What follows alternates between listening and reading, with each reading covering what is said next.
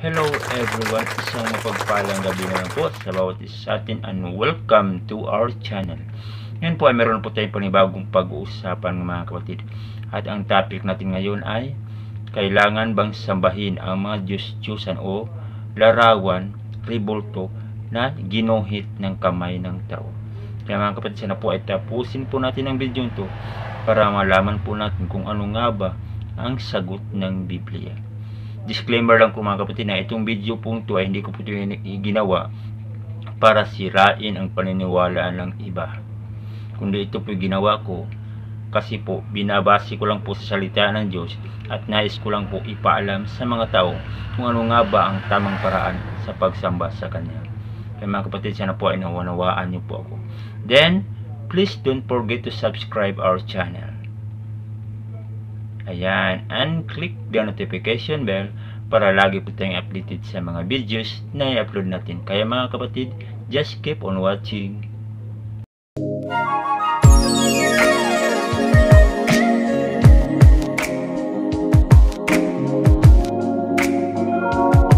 Okay mga kapatid, ipagpatuloy na po natin ang ating pag-uusapan ngayon patungkol nga nitong mga larawan o ribulto. Kasi po meron pong nagtatanong sa akin na sinabi niya po na ikaw ba ay sumasamba sa larawan o ribulto?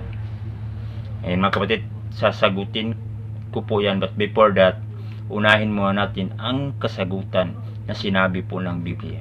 Kaya mga kapatid, amen. Okay mga kapatid,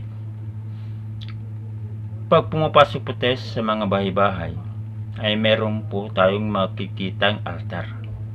At ang altar na yun ay marami din po tayo nakikita ng iba't ibang hitsura ng larawan. Mayroong pumaputi, mayroong maitim, mayroong kulot ang buhok, mayroong ribandid ang buhok, mayroong maikli ang buhok, may mahaba ang buhok, mayroong nakabasketball, may nakakabayo, at kung ano-ano na lang po ang nakikita nating klase ng larawan doon sa harapan ng altar. Yun po ay iginuhit po yun ng kamay ng tao na karamihan po ay yun din po ang sinasamba sa iilan po na mga Kristiyano ngayon na patuloy pa rin nilang ginagawa ang dati pong ginagawa ng mga sinaunang Kristiyano. Yun po yung pagsamba sa mga larawan na inukit ng kamay ng tao. At ngayon mga kapatid, dahil nga nasa modern generation na po tayo, kasi po ang panahon ay tumatakbo po mga kapatid. Itong mga Kristiyanong ito ay nahati na po sa daan-daang sekta. Ngayon po, ang mga sektang ito ay meron po silang binabasihan, at ang binabasihan po nitong sektang ito ay ito po yung salita ng Diyos. Na kung ano po ang sinabi doon sa salita ng Diyos ay yun po ang sinusunod ng karamihan sa kanila. At ito lang pong lumang sinaunang Kristiyano mga kapatid ay hanggang ngayon ay nanatili pa rin sila sa kanilang paniniwala na yun po ay ang pagluhod o ang pagyuko sa mga larawan na iginuhit ng kamay ng tao. Ngayon mga kapatid, malalaman po natin ang kasagutan yan mga kapatid. Huwag po tayong magulat mga kapatid, kasi po sa 10 utos ay nandoon na po yun, yung tinutukoy na po, nandoon na po yung patungkol po sa mga larawan o ribulto. Mababasa po natin yan mga kapatid, at patunayan po natin kung ano nga ba ang sinabi sa aklat ng Exodo. Huwag kang magkakaroon ng ibang mga Diyos sa harap ko. Huwag kang gagawa para sa iyo ng larawang inanyuan, unang kawangis man ng anumang anyong nasa itaas sa langit, una sa ibaba ng lupa, unang nasa tubig sa ilalim ng lupa.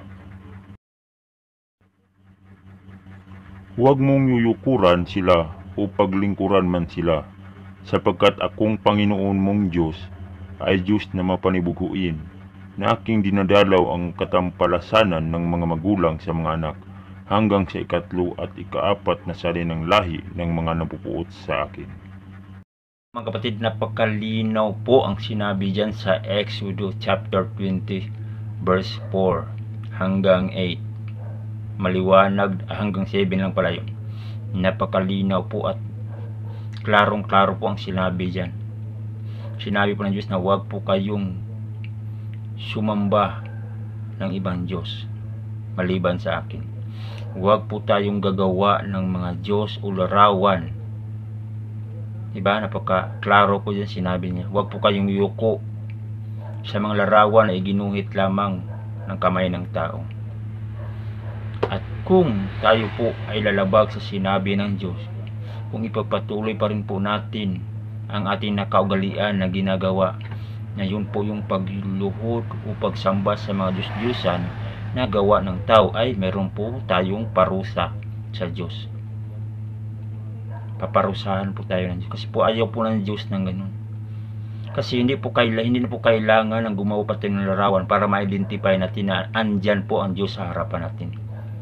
Because I believe na ang Diyos po is everywhere.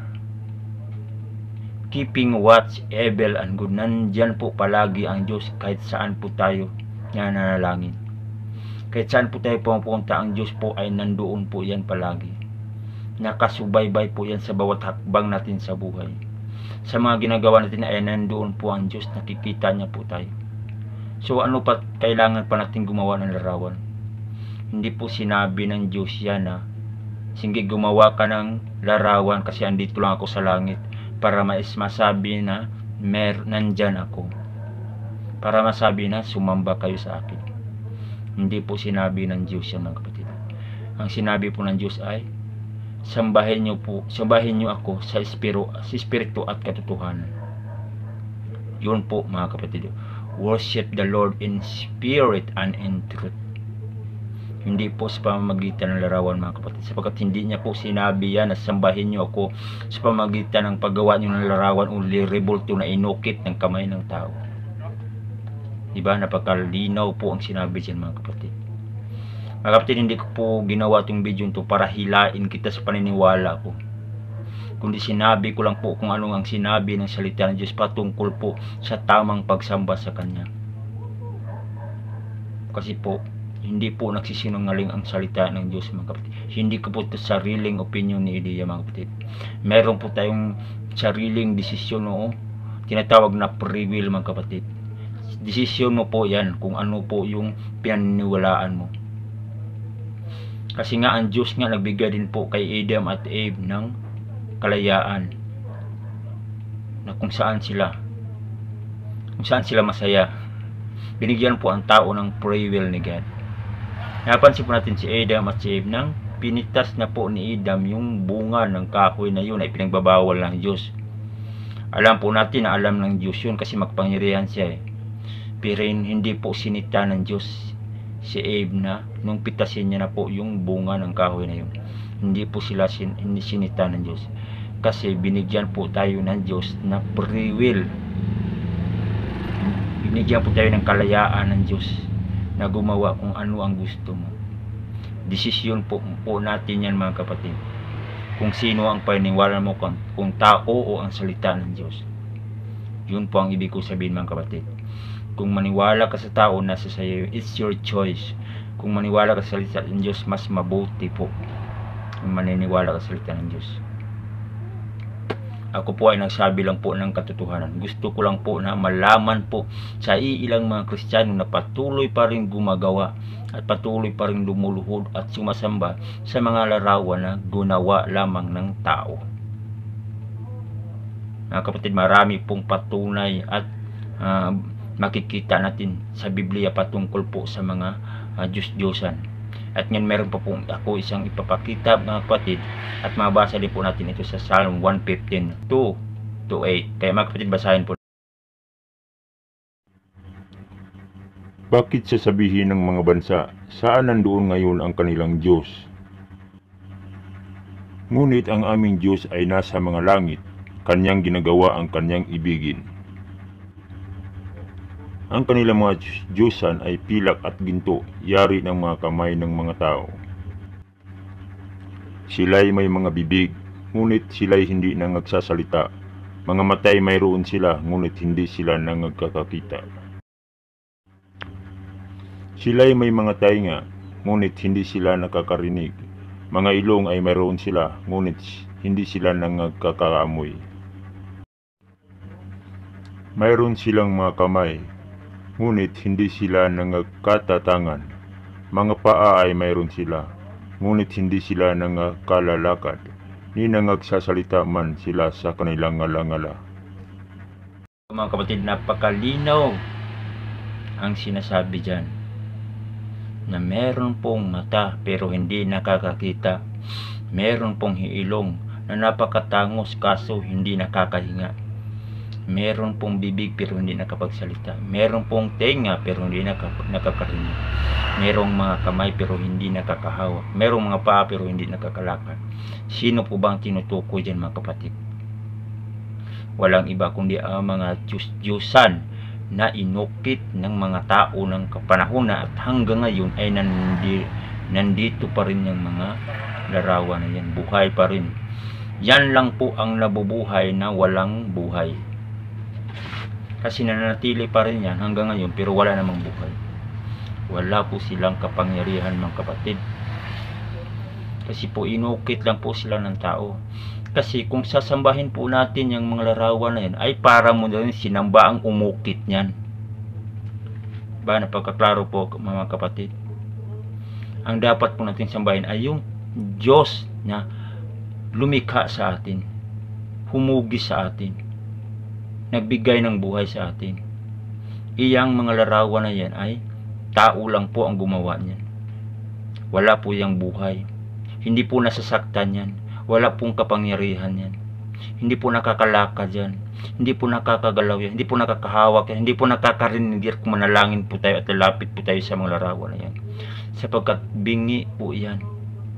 Hindi po yan makapagsalita. Hindi po yan makakita. Wala po yung hininga. So pag wala pong hininga, ibig sabihin walang buhay. Ang Diyos na tinamakapangyarihan sa lahat ay andoon sa langit na nakikita po at alam niya po ang lahat. Kaya siya ang dapat nating sambahin, mga kapatid. Mga kapatid, nasa sayo po ang desisyon. Meron po tayong free will. Ako po ay sasagutin ko na po ang tanong ng isang kaibigan ko na ako ba ay sumambas sa mga larawan o rebulto. Ang sagot ko, mga kapatid, is yes. Sinamba ko po yun. Pero noon pa lang yun, mga kapatid. Sinamba ko po yun dati. Noong hindi ko pa po alam ang salita ng Diyos. Pero ngayong nalaman ko na po, dahil ako po ay nagbabasa ng salita ng Diyos, ay doon po namulat ang aking isipan na hindi pala pwede sambahin ang mga larawan o rebulto na inukit lamang ng kamay ng tao. Ang Diyos na lumikha sa atin ang siyang dapat nating sambahin. Yan ang sagot ko, mga kapatid. Ang sagot ko na sinasamba ko ba ang larawan o ang rebulto? My final answer is no. Sapagkat namulat na po ako sa katotohanan. Nalaman ko na po sa pamagitan ng kanyang salita, ay doon ko po na nalalaman na hindi pwede. At ang dapat kong sambahin ay ang Diyos sa pamagitan ng pagsamba sa Kanya sa Espiritu at sa katotohanan. Kaya mga kapatid, sana po ay naunawaan niyo po ang pagbabahagi ko sa inyo patungkol po sa mga larawan na ngayon po ay nanatili pa rin hanggang ngayon. Kaya mga kapatid, maraming salamat sa panonood at sana po ay palagi po nating subaybayan ang mga videos na upload ko. Kung meron po kayong mga comments, mga kapatid, ay mag-comment lang po kayo dyan sa comment section, at kung meron po kayong gustong itanong ay magtanong din po kayo at dyan lang po sa baba i-comment nyo lang po, at yan po ang itatopic natin sa susunod na pag-upload natin ng video. Kaya mga kapatid, maraming salamat sa inyo and God bless you all. Remember, Jesus loves you. Bye bye. Isulayan si Job ni Satanas. May taong